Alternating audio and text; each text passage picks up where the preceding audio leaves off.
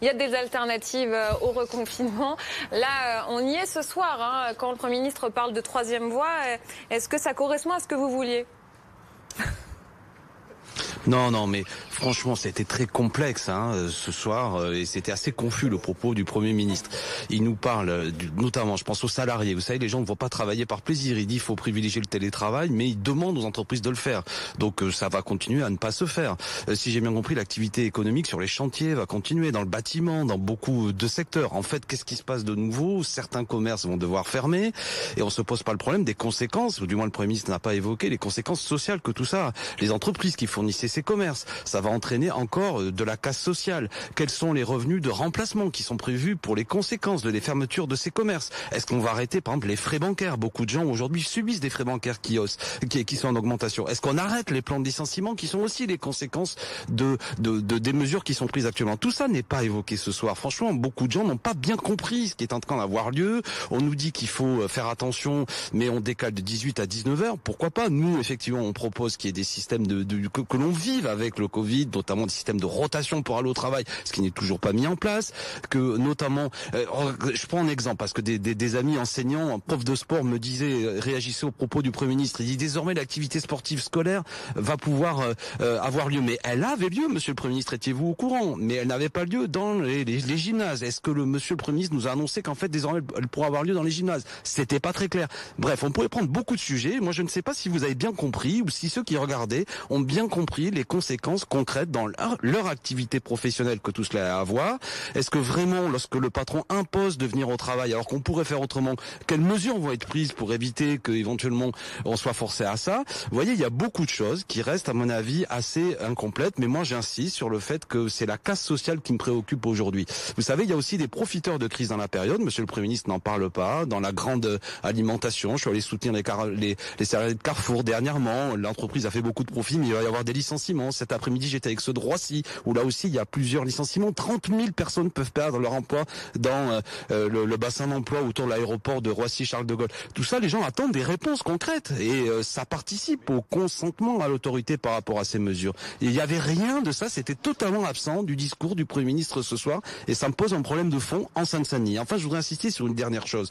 Beaucoup aussi d'urgentistes nous disent, il faut réouvrir des lits. C'est pas la seule solution, mais on en a fermé 7400 depuis 2 ans avec ce gouvernement. On peut en ouvrir. En Seine-Saint-Denis, on ferme un hôpital, notamment à Bondy. On pourrait, l'hôpital Jean Vernier, le réouvrir très vite et avoir 50 lits supplémentaires. Ça n'est pas la seule solution, mais ça soulagerait le travail, notamment des personnels hospitaliers, pour bloquer un peu la chose. Et puis proposer aussi des vraies mesures pour ce que le tester, tracer, isoler, lorsque les gens ont le Covid, pour qu'ils puissent être isolés sans éventuellement le répandre dans leur famille. Et vous savez qu'en Seine-Saint-Denis, on a souvent des surpopulations dans les appartements. Rien de tout cela n'était proposé ce soir. J'ai peur que ce qui est annoncé par le Premier ministre continue à être brouillon et risque de ne pas avoir des conséquences positives. On va voir, mais beaucoup de choses restent assez Alexis confuses. Corbière, ça, ce sera à la représentation nationale. Et vous, en tant que député, à porter ces questions justement au gouvernement lors des séances des questions le mardi et le mercredi. Mais est-ce que finalement, ce confinement qui ne dit pas son nom et qui est plutôt souple, il n'est pas préférable à un confinement dur, et notamment dans votre département qui est celui de la Seine-Saint-Denis ?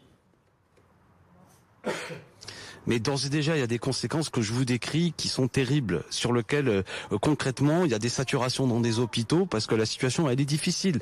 Quels moyens sont vraiment donnés pour éviter cela ? Il y a aussi des conséquences sociales que moi je vois très très profondes, sur lesquelles nous ça aurait pas été interpellons pire. Est-ce que ça aurait pas été pire en fermant complètement le département ? Mais moi, je suis pas favorable à ce qu'on ferme complètement. Moi, je demande à ce que le Premier ministre et le gouvernement nous disent c'est quoi, vers quoi on se projette véritablement. Ce soir, c'est des mesurettes qui succèdent au fait qu'il y a 4 semaines, on nous disait qu'on avait pris aussi des demi-mesures pour éviter le confinement, et ce soir, ça continue comme ça. Et enfin, je voudrais souligner une chose, pardon, Alain Marchal, c'est que vous dites, ça c'est votre boulot de député, vous avez raison d'un certain point de vue, d'en discuter à l'Assemblée nationale. Mais pardon, mais on discute de rien à l'Assemblée nationale, strictement de rien. Et ce qui est annoncé ce soir, et les faits, je ne sais trop de quel cadre de délibération, notamment on entend parler de ce conseil de défense. Bon, ça pose un problème démocratique. 66 millions de personnes attendent qu'on leur fasse des annonces à la télévision sans qu'il y ait des cadres démocratiques de discussion où on peut voir quelles sont les différentes alternatives qui peuvent exister. Nous, on a proposé plusieurs plans avec Jean-Luc Mélenchon de sortie, d'alternatives au confinement. Tout est balayé. Et moi, on n'est pas des gamins. On n'est pas là pour attendre que qu'est-ce que c'est que le bon professeur ou le bon maître nous annonce. On veut pouvoir discuter. Et moi, je pense qu'il y a d'autres formes d'organisation. Et notamment, voilà, je me demandais si vous m'entendiez. Puisque vous parliez des plans de sortie, on sait que ça va passer par la vaccination. On sait que la vaccination AstraZeneca va reprendre demain. Le département de Seine-Saint-Denis, c'est le département le plus touché. Et pourtant, ce n'est pas celui où on est le plus vacciné. Et le moins vacciné. Non, c'est pas le moins vacciné.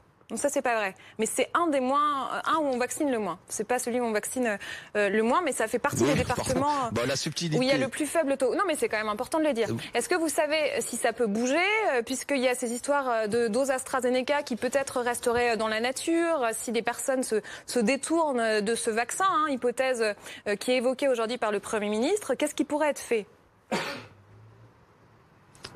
Moi, je souhaite qu'il y ait plus de doses. Déjà, évidemment, c'est le problème. Il n'y a pas assez de doses. On m'avait annoncé au mois de janvier, monsieur le préfet m'avait annoncé 3 centres de vaccination dans ma circonscription, Montreuil et Bagnolet. Il n'y en a eu qu'un, en fait, centre de vaccination. Et un deuxième depuis peu dans la même ville de Montreuil. Mais à Bagnolet où je vous parle actuellement, il n'y a pas de centre de vaccination. Il n'y a pas assez de doses. C'est le fond du problème. Il faut élargir le portefeuille des vaccins. On a déjà posé ce débat.